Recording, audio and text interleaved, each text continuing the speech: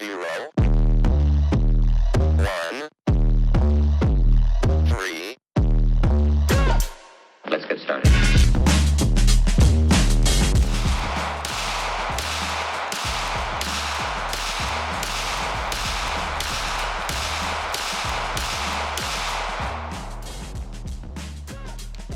Go.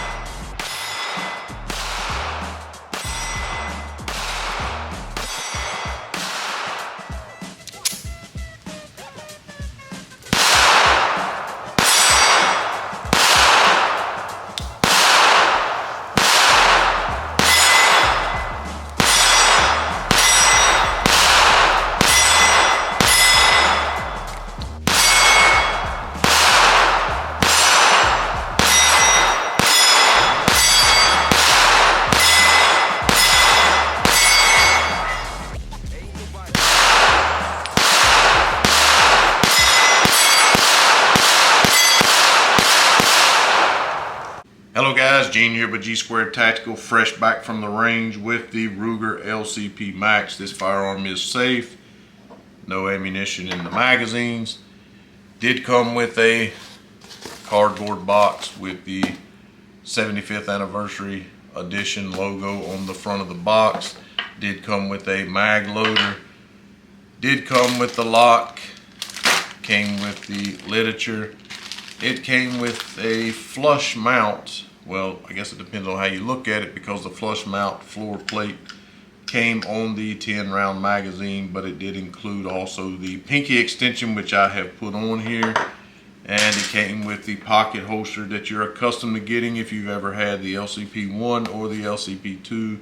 Same pocket holster. We'll talk a little bit about that here in just a second. I did purchase separately this 12 round magazine. It's about 40 bucks. We'll talk about that here in just a second. Did come with the standard Ruger Dragon sticker and the 75th anniversary sticker here. Just up front, we did buy this gun. We did not get it from Ruger, and we had no issues out at the range today. We put about 280 rounds through it without any hiccups whatsoever. So we'll talk a little bit about some of the features of the gun, and then I'll talk about what I do and don't like, and my past experience with the platform, and some of the things you've probably heard us say about it in the past from the other reviews we did on the gun. So 10+1 capacity, like I said, did only come with one magazine on the 75th edition.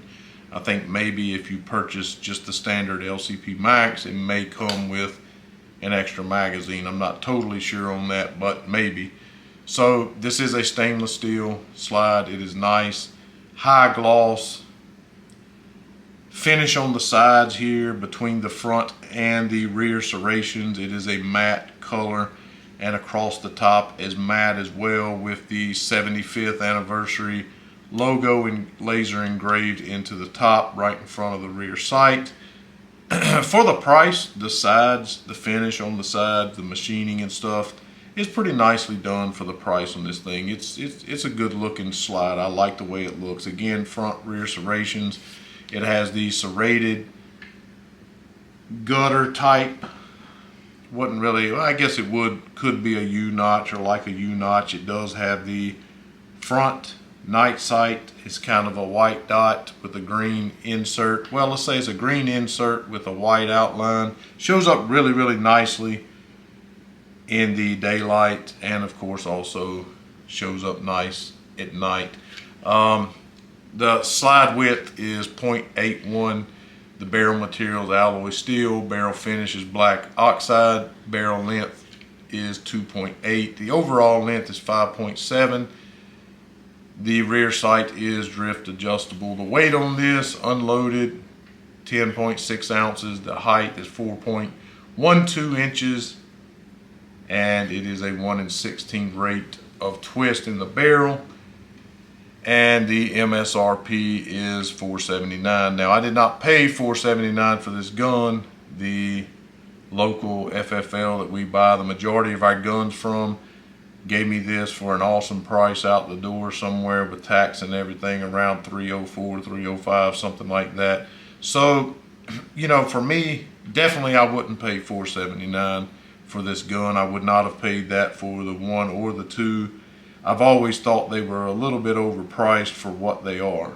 Now, again, we had no problems with the gun whatsoever. The gun was flawless, performed flawlessly at the range, was surprisingly a lot faster than I expected it to be. And I'll tell you why I say that, because on the original LCP1, that was my very first pocket pistol. It was the very first pocket pistol that I ever purchased, was the Ruger LCP1.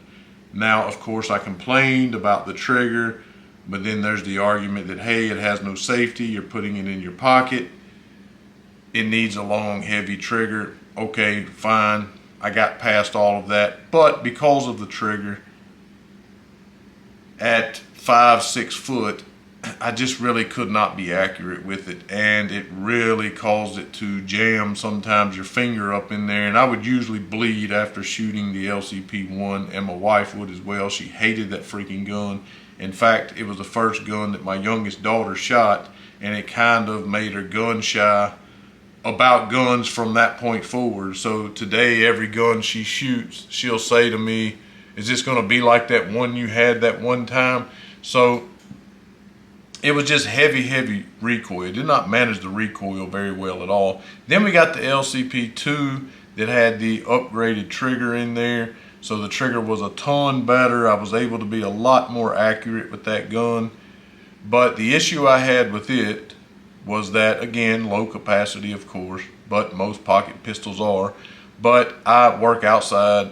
I own an HVAC business. And so we go into attics and stuff. So we sweat profusely is what I'm trying to say. And when I tell you this thing rusted, the entire rear, the slide lock, all of that just completely rusted. I mean, the rust run down onto the pins in the frame and everything. It was like nothing I'd ever saw before. And so, of course, that caused me to want to get rid of it. And at that point, I started carrying the Sig 938, not this Legion specifically, but the same gun with the Crimson Trace laser, and I carried it in a DeSantis gun hide holster, just like this here. And I've carried this now for probably, well, the 938, I have a Stars and Stripe one that has the stars on the grips and the We the People on the slide. I carried that one for about 1.5 years, maybe 2 years, and I've carried this one for about 1 year, 1.5 years. So this has been my go-to pocket pistol, and it's the one that I said was the best pocket pistol option. And man, the grief that I catch about that. But anyway, so I was going to give this another chance, and the reason is I can certainly look past the fact that it's a 380. I wouldn't want to be downrange from a 380, but the reason it intrigued me once again was because of the double stack. Now, and the added capacity, of course. Now, one thing that I've noticed about these gun manufacturers that have started to try and squeeze these remarkable amount of rounds into a very small platform is that the magazines have really suffered because of it. These magazines are horrible. Yes, they're metal, but these, I'm telling you right now, you could easily snap these followers. And these followers, if you're not careful, will fly out of here. Now, as you saw in the video, I did throw these on the ground, and they still are together and still seem to function. The 12 rounder seems a lot worse than the 10 rounder that came with it, but I was convinced the whole time I was shooting that this floor plate was just going to straight up fly off, right? And when I first got the magazine, I don't know if it'll do it now here on camera, but when I first got the magazine, I couldn't get it to insert, right? And I pulled it out and started looking, and I noticed that this follower was way up, and I couldn't get it to go back down in there. And I was able to grab it right here and literally just pull the whole follower up out of there as those lips are barely even holding it. And that's what I've noticed about some of these, you know, high capacity, smaller guns. And it really sucks because this is a $40 magazine, and I'm sure if you went out and bought this, it would be the same. And then the next thing I noticed, obviously, is that, as you can see, it wouldn't lock back on the slide. And if I locked it back and I pressed down on the follower, then of course now it locks back. Now, I left this magazine loaded up for about 2 days, full capacity, 12 rounds, before we went out to the range. And while we were at the range, I'd never had an issue. It locked back every single time, and it did function. So I don't really know what to say about that other than the fact that these are garbage magazines. And if there were aftermarket magazines, I certainly would be intrigued with going with that. So the gun did shoot fast, mostly accurate. We were shooting somewhere around, my wife and I, somewhere around 16, 17 yards, right in there. I know that's a good little distance for a smaller gun. So we did move up closer, but a lot of times when we shoot that close, we'll get some shrapnel to come at steel. It'll come back at us pretty close, kind of makes us paranoid. So we step back a little bit. Talk about the holster here for a second. Again, this firearm is safe. Now, this holster is brand new. Now, I'm telling you, once you put it in your pocket and you sweat on it, it's going to become super flimsy. And I'm telling you, if you have one of these and you don't believe me, and it's got some wear on it, you can totally get your finger in there. Like right now, with my left hand, with pretty little pressure, I'm able to move that trigger. The only thing is I'm not getting quite far enough in to engage the trigger safety, but I am able to move the trigger back. The trigger is moving back right now. So in my case, where I'm bending over in attics and things of that nature, maybe laying across a joist in an attic or something, catching a nail, who knows, that really concerned me how flimsy this case was, or this pocket holster was. So I'm tossing that out if I ever chose to carry it. I'm definitely not carrying in that. We've had several in the past 2 or 3 weeks reports on the news of one guy was at a park, one guy was at a store somewhere, of firearms going off in their pockets. I just don't get it. I don't know how that happens, right? And I wonder if they're not using a holster at all, which is pure stupidity, or if they've got some flimsy holster like this. Now, the sticky holsters are a little bit better. It's a lot more difficult, maybe impossible, I'm not sure, to get your hand in there, or your finger in there, or some type of another object. I'm not really sure. Maybe, I don't know. But I prefer the DeSantis gun hide holster. Now, this is not the one for it. This came off of my 938, but the DeSantis is way more rigid. And you got this piece that kind of, just like on this one, that comes around the side of your pocket or your leg to kind of help keep it in place. But this is a fantastic, everyone always asks me every single time I do one of these pocket holster reviews which one I use. This is the DeSantis gun hide. This one is specifically for the 938 platform. I did notch it out a little bit here. Not that it was necessarily hanging, but it made me a little bit paranoid with the rear sight. So I did notch it out a little bit here, and I did burn the edges with a lighter so that it would not fray or anything. And that's been this way for probably, I don't know, for quite some time now, for probably 2 or 3 years. So anyway, I prefer the DeSantis holster, and if I ever carried this, that's certainly what I would be getting, to carry it inside of my pocket. Again, front and rear serrations, well done, easily able to maneuver the slide. I don't know if this is true or not because I don't have the original LCP 1 or 2 to compare it to, but it does seem like the slide is a heck of a lot smoother on this one than it was on the original one. In fact, I'm gonna go ahead and say that it most certainly is. I remember my wife saying that she was having a hard time racking the original one. She said this one was a heck of a lot easier. Of course, the trigger is similar to the LCP2, but it looks as though, again, I don't have it here to compare it to, but it looks as though it has more surface area on the trigger. You know I'm not a trigger snob, and I'm okay with this trigger. Yes, it sounds weird. Yes, it does have a lot of take up. I would imagine that some of that is because it is a internal hammer fired pistol. So I'm assuming that has something to do with it, but the take up doesn't bother me. And when it hits the wall, it's kind of a rolling break. It certainly rolls through. It doesn't break as soon as it hits the wall. But again, it is a budget-friendly pocket pistol. Reset is almost all the way back out. It is tactile in audibility, if that's a word. I just made it up if it ain't. So audibly, yes, you can definitely hear it. Not so much tactile as far as pushing back on your finger. I don't really feel much pushback at all. So if it was loud in the environment you were in and you're depending on hearing, maybe you won't hear with the ear protection and stuff. Maybe you won't hear the reset. So you're feeling for it, but it's kind of hard to feel. But again, what I found myself doing, and as you could probably see in the one-handed shots I was doing,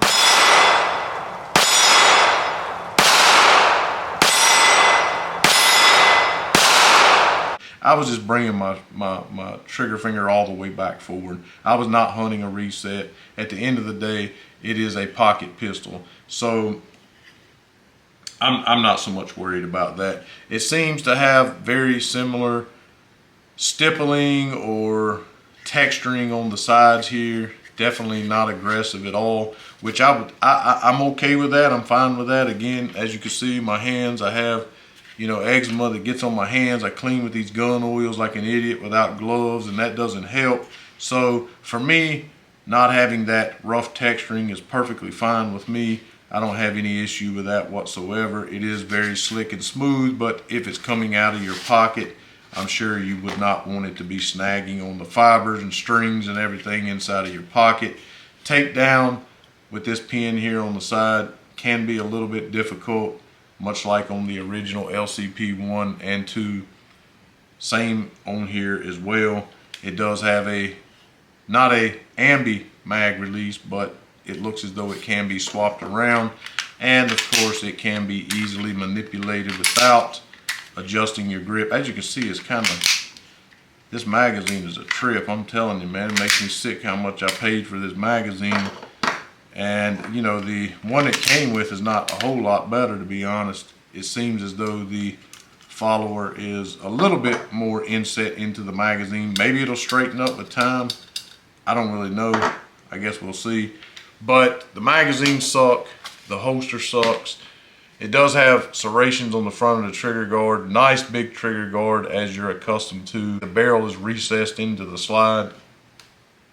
And overall, I was pleasantly surprised with the gun. I was able to shoot very fast with it. And if I slowed down and really tried, we did, like I said, because my wife might alternate carrying this. Heck, who knows, I might carry it a little bit. I did get up a little bit closer and shoot on some paper, and surprisingly, I was way more accurate with this one than I was the 1 or the 2. So, and again, this is the 75th anniversary edition, but I don't think the LCP Max, it's not the 75th, is any different. I believe it's the same. So, you know what? Is it going to take the place of my 938? Of course not. I like the knockdown. of the 9mm. For me, this is not too heavy. I wear cargo shorts in the summertime, and I can easily get this out of my pocket with this DeSantis holster here. And you know, I just get down in my pocket, I take my middle finger and push it away as I'm pulling it out. This stays in my pocket. It's just an easy transition to get it out. I've practiced with it a lot. I'm able to get this out. That laser is dead on point. So wherever it's at, or even if I don't engage the laser, it does have the night sights on here, very similar sight setup, and just overall way more accurate. It has the thumb safety on there, so you feel a little more confident about the, you know, it being in your pocket. And also the trigger guard's not as large, so it's less likely something gets in there while it's in your pocket and blows your dick off.